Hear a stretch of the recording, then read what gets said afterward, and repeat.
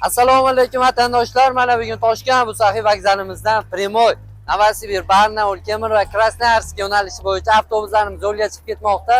Abu-Saxiy yangi masjidimiz. Abu-Saxiy yangi masjiddan kirsalarning o'zi avtovokzallari bor. 30 kilogacha yuklaringni, 70 kilogacha yuklaringni olib kelaverasizlar. Yuklaringga pul olinmaydi. Mijozlarimiz o'z pasatga jarayonlarni qilib, joy-joylarga chiqishmoqda. Qani keling, mana akamizni. Tojikistondanmi siz akasiz? Qayerdan? Jizzaxdan. Qayerdan ketyapti aka avtobus? Abu-Saxiyda. Mana akamizni ko'rsating. Mana aka qarabdi. Qayerdan yo'lga chiqib ketyapsiz? Tojikistondan Abu-Saxiyga keldik. Xohlasa mana Moskvaga ketyapmiz. Tojikistonlik akalarimizga nima qilasiz? Tavsiya qilasizmi aka? Albatta, albatta.